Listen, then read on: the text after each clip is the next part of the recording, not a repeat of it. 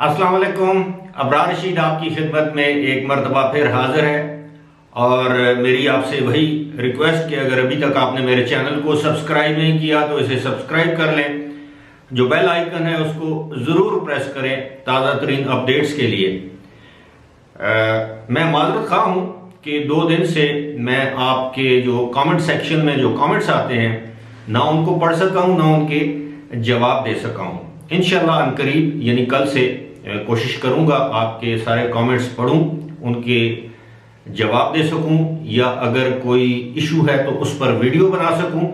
लेकिन आज मैं अपनी ईमेल्स देख रहा था, उसमें बहुत से लोगों ने सवाल किया है, यानी ज़्यादातर लोगों का जो इशू है वो है कि जो लोग इस वक्त पाकिस्तान में हैं, अब जाहिर है फ्लाइट्स का तो पता नहीं कब खुलेगी कब नहीं खुलेंगी। लोग मेरी वीडियो देखे बगैर फिर वही सवाल मुझसे दोहरा देते हैं ईमेल में भी कि जी फ्लाइट्स कब खुलेंगी। मैंने इस पर 2-3 वीडियोस बनाई हैं गुज़श्ता 2-3 रोज़ के अंदर। और इस वक्त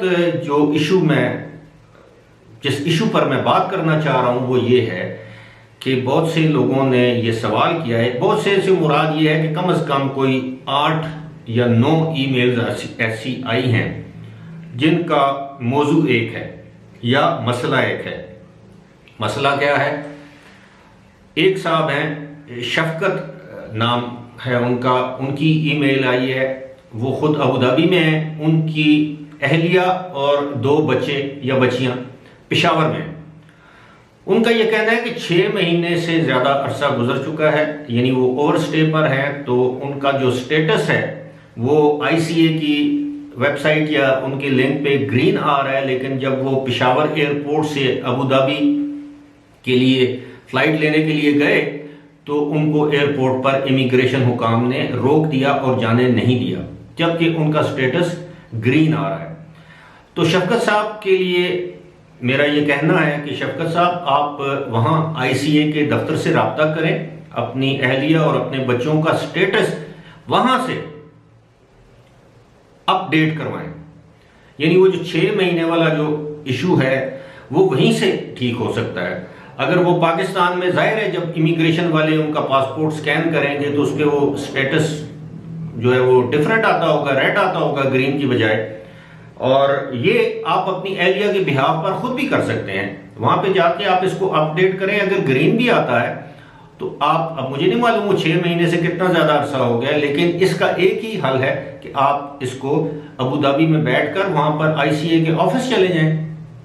वहां आपके पास ऑब्वियसली आपके पास अपनी बीवी के, अपने बच्चों के डॉक्यूमेंट्स तो होंगे और वो अगर आपकी स्पॉन्सरशिप पे है तो कोई इशू नहीं होना चाहिए। लेकिन इसका हल यही है, वरना उनको यही प्रॉब्लम्स पाकिस्तान में पेश आते रहेंगे। अब दूसरी जानब बहुत से लोगों का ये सवाल है जो पाकिस्तान आ चुके हैं, जिनको ये खदशा है कि अगर वो जुलाई तक, अगस्त तक वापस ना जा सके तो उनके स्टेटस का क्या होगा, क्योंकि उनके 6 महीने गुजर जाएंगे। अब सबसे पहले तो ये दुआ करनी चाहिए कि जुलाई अगस्त तक जो सफरी पाबंदियां हैं ये बरकरार ही ना रहे, इनको उठा लिया जाए, यानी पाकिस्तान से पैसेंजर्स फ्लाइट का सिलसिला जो है वो दोबारा शुरू हो जाए। पहले तो दुआ ये करनी चाहिए और उम्मीद रखनी चाहिए कि ऐसा ही होगा। लेकिन इसके बावजूद अगर UAE की वजह से, यानी वहां ऑब्वियसली UAE की वजह से ही पाबंदियां लगाई गई हैं ना पाकिस्तान से UAE वापस जाने के लिए। इसमें तो सिर्फ पाकिस्तान नहीं है, इसमें इंडिया भी है, बांग्लादेश भी है, श्रीलंका भी है, नेपाल भी है। ये 5 ममालिक हैं जिनको इस वक्त पाबंदियों का सामना है। तो जाहिर है जब वो देखेंगे कि जी इन पाबंदियों की वजह से लोग बर वक्त, यानी 6 महीने के अंदर अंदर UAE वापस नहीं जा सके, तो ऑब्वियसली वो ग्रेस पीरियड देंगे 1 महीने का, जिस दिन से वो फ़िज़ाई सर्विस खोलने का ऐलान करेंगे पाकिस्तान, इंडिया, बांग्लादेश, श्रीलंका, नेपाल से। उसके बाद वो आपको 30 दिन का ग्रेस पीरियड देंगे। 30 दिन के अंदर अंदर अगर आप फ्लाइट कर सकते हैं वहां पर, उसी तरह जिस तरह गुज़श्ता साल उन्होंने किया था। गुज़श्ता साल भी अगर आपको याद हो तो 20-21 मार्च से लेकर 1 जुलाई तक फ़ज़ाई पाबंदियां थी। जो लोग पाकिस्तान में फंसे हुए थे, जिनके वीज़े एक्सपायर हो रहे थे, वीज़े की मियाद एक्सपायर हो रही थी या उनका ओवर स्टे हो रहा था, वीज़े वैलिड भी थे, उन लोगों को ये सहूलत फराहम की गई। तो इसी तरह इस साल भी ये सहूलत फराहम की जाएगी।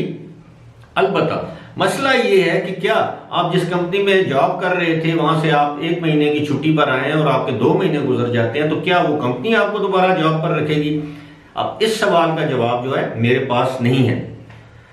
अगर आप अपनी कंपनी को बता दें अपने मसाइल कि जी ये इशू है, और कंपनी को ऑब्वियसली ये पता भी होगा। मैं पिछले साल के कुछ केसेस मेरे इल्म में हैं, बहुत सी खवातीन थी जो किसी ब्यूटी पार्लर में, किसी सैलून में जॉब करती थी, यहाँ पर आई, यहाँ पर वो बेचारी फंस गई, वो वापस वक्त पे नहीं जा सकी, लेकिन उसके बाद उनको दोबारा वहां से लेटर आया कि जी आपकी जॉब अभी तक इंटैक्ट है। उसके बाद उनके वीजे को उनको ग्रेस पीरियड दिया गया और वो चली भी गई। खवातीन की मैं बात कर रहा हूं। अब कुछ असहाब ने मुझसे ये सवाल किया है कि जी उनके पास शेफ का, यानी किसी भी होटल में, यानी यहां तक कि एक साहब ने लिखा है कि शायद वो कतर एयरवेज या किसी उसकी केटरिंग में एज ए शेफ जॉब करते रहे, 8 साल का उनके पास तजुर्बा है। अब वो कहते हैं, वो मुझे सीवी भेजते हैं। देखें, मैं आपसे पहले भी ये अर्ज कर चुका हूं कि मेरा काम नौकरी दिलवाना नहीं है, मेरा काम आपको दयानतदारी से गाइड करना है। इस वक्त बेशुमार ऐसी ऑनलाइन कंपनीज हैं, रिक्रूटमेंट एजेंसीज हैं, कंपनीज हैं। अगर आप गूगल पे जाएं, अगर आप खुद इतने ज्यादा पढ़े लिखे नहीं है, कंप्यूटर के बारे में नहीं जानते, तो आप किसी की मदद हासिल करके जाएं। यूएई में दुनिया की मुख्तलिफ जगहों पर, खास तौर पर मैं मिडिल ईस्ट की बात करूंगा, अगर आपके पास मिडिल ईस्ट का तजुर्बा है तो इन दिनों शेफ की तो बहुत डिमांड है, आने वाले दिनों में डिमांड और बढ़ेगी। लेकिन उसका जो तरीकाकार है वो ये नहीं है कि आप मेरे साथ रब्ता करें। मैं आपको दयानतदारी से हाथ जोड़ के ये कहता हूं कि मैं इस तरह के मामलात में आपकी कोई मदद नहीं कर सकता। मैं सिर्फ आपको इंफॉर्मेशन दे सकता हूं, गाइड कर सकता हूं, तरीका बता सकता हूं, करना आपने खुद है। इसी तरह एक और खातून है, मेरी बहन है, उन्होंने ये बताया है कि जी वो इस वक्त पाकिस्तान में है और वो जाना चाहती हैं अपने हस्बैंड के पास दुबई में, और उनके हस्बैंड जो हैं वो काफ़ी अरसे से वहाँ पर मुकीम हैं। लेकिन साथ ही साथ वो ये कहती हैं कि इस वक्त उनके हस्बैंड के पास जॉब नहीं है। अगर जॉब नहीं है तो मुझे नहीं मालूम कि उनके वीज़े का जो स्टेटस है वो क्या है, क्या वो ओवर स्टे पर हैं। अगर वो ओवर स्टे पर हैं तो इसका मतलब है कि वो खुद गैर कानूनी तौर पर वहां पर क़याम पज़ीर हैं, तो वो आपको तो स्पॉन्सर नहीं कर सकते। लेकिन अगर आपके हस्बैंड की सैलरी 6000 दिरहम से ज्यादा है, वो आपको स्पॉन्सर कर सकते हैं अगर उनके पास अलग से रिहाइश है। अगर इसके बावजूद वो आपको स्पॉन्सर नहीं कर रहे तो फिर इसके पीछे कोई और वजह हो सकती है जिसका मुझे इल्म नहीं।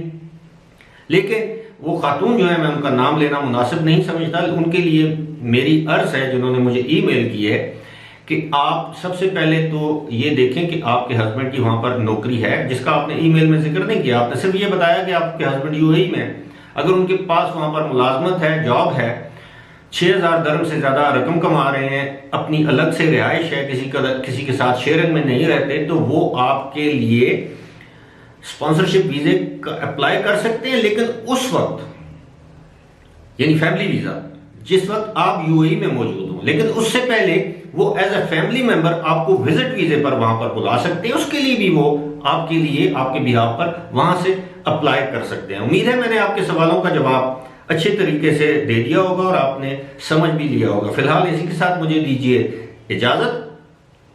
खुदा हाफिज।